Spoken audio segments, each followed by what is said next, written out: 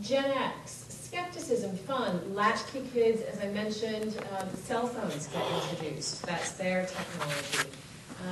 The real sense of work-family balance, though. And because so many of them grew up in recession, they have this value of being very cautious with money. Save, save, save. Lots of very successful Gen Xers. So again, if you look at some of the, for example, Bill Gates is a baby boomer, if I remember correctly, so slightly different, but I was going to say his value of giving away all of his money is very representational of Gen X. Millennials, so realism, confidence, extreme fun, social, merged families. So now what we're seeing in the family unit is merged families in terms of parents divorcing and remarrying, but also non-traditional families. So you're seeing families, single moms, you're seeing same-sex parents. So very non-traditional family structure, which in terms of their worldview makes them more open. And Gen Yers, would you say that the Gen Yers that are in here, would you say that that's true? They're more accepting, more tolerant of different lifestyles. Yeah, I see them nodding their heads. Okay, great. Education, an incredible expense. This is a generation that is not necessarily saying, I need to go to college. And this actually started with Gen Xers, but became stronger with Gen Yers. They're saying, hey, you know what? I don't need college. Mark Zuckerberg is a great example of that. I'm going to go off and do my own thing. I'm smarter than what anyone has to offer me here. Yeah, Steve Jobs is a little earlier, but yeah. Yeah. Bill Gates. Yep. To education, don't really need it. But boy, have they taken technology and made it fly. So Twitter, Facebook, this is a generation that has blown the lid off of how to use technology. And if you are a company that relies heavily on technology, I strongly recommend you get some Gen Yers in there, because that's going to bring some innovation into your world. You look at so many things that are happening with technology, it's started by Gen Yers, even though Gen Xers are the ones who introduced it to us. They have a value around money that's earned to spend. So they're not real savers, but it's also not buy now, pay later. It's, hey, I've got this money, I'm going to go off and have this great adventure and go travel, and I'm actually going to quit this job for a while and come back and find another job. And then I'm going to earn some more money, and then I'm going to spend that. And on average, by the time a Gen Yer is 30, they will have held 7 jobs. So they will tend to go with jobs that represent the social values they believe in. And really, if it doesn't, they're happy to leave. Okay, so workplace characteristics, war generation, hardworking, respect authority, an obligation, leadership style, directive, command and control, really believe in face-to-face communication, individual communication, sometimes a written typed memo, no news is good news, satisfaction, a job well done, work family completely separate.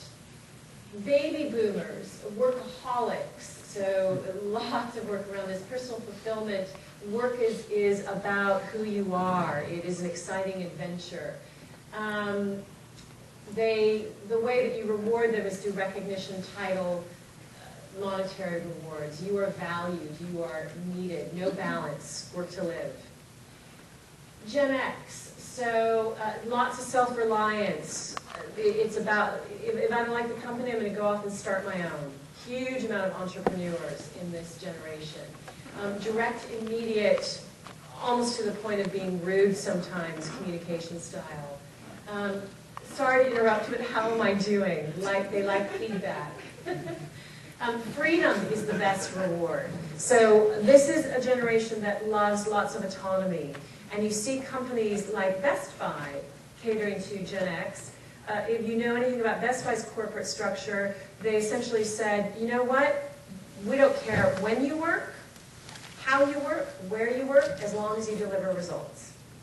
So you can take vacation, you can take a month vacation if you want to, as long as you deliver results. You can come in at noon and work, and leave a 10 or leave a 3 if you want to, as long as you deliver results. So that's how that company catered to its Gen Xers. And actually, once they did that, now they're not having such a great story, but this was about 10 years they did that. They increased productivity by 30% because they had a huge amount of Gen Xers who valued and appreciated that autonomy and that freedom. Do it your way. Excuse me, forget the rules. Work-life balance.